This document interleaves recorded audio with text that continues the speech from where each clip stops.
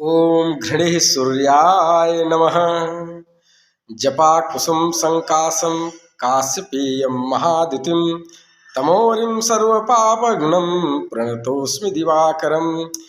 प्रिय दर्शकों, आज मैं सूर्य से बनने वाले राज सिंहासन योग के बारे में आप लोगों से चर्चा करने जा रहा हूँ।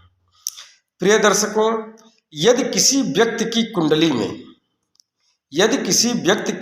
में प्रथम भाव, चतुर्थ भाव, सप्तम भाव एवं दसम भाव का स्वामी सूर्य होकर इन्हीं भावों में बैठा हो, यानी कुंडली में प्रथम भाव, चतुर्थ भाव, सप्तम भाव, दसम भाव को केंद्र कहते हैं।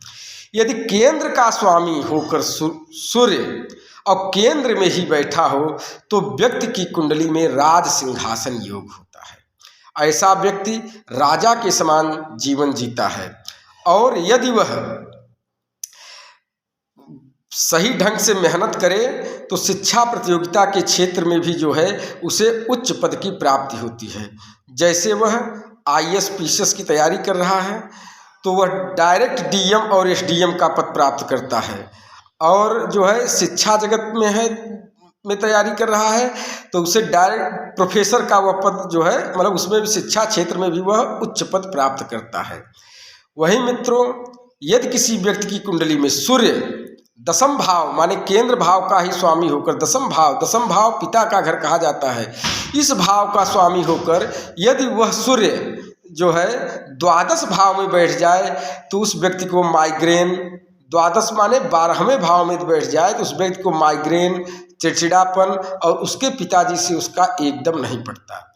इसलिए प्रिय दर्शकों, यदि आपकी कुंडली में राज सिंहासन योग है तो उसका आप लोग जो है और अधिक अच्छा फल कैसे प्राप्त हो, या कभी कभी राज सिंहासन योग का फल व्यक्ति को नहीं प्राप्त हो पाता, तो उस राज सिंहासन योग का और अच्छा फल प्राप्त करने के लिए आप सूर्य को प्रतिदिन जल दें। इससे आप लोगों को जो है राज सिंहासन योग का उचित फल प्राप्त होगा। और यदि किसी व्यक्ति की कुंडली में दसम भाव माने पिता के घर का स्वामी होकर सूर्य द्वादश भाव में बैठे हैं, जिसकी वजह से उनके पिताजी से उनकी पट नहीं रही है, उनको माइग्रेन या चिड़चिड़ापन का शिकायत है, तो सूर्य को डेली जो है प्रतिदिन जो है सूर्य भगवान को अर्घ्य दें जो है, और उसके बाद जो है वो क्या कहते हैं कि वो जपा कुसुम संकासम काश्यपेयं महादितिं तमो अरिसर्व पापघ्नं प्रणतोस्मि दिवाकरम।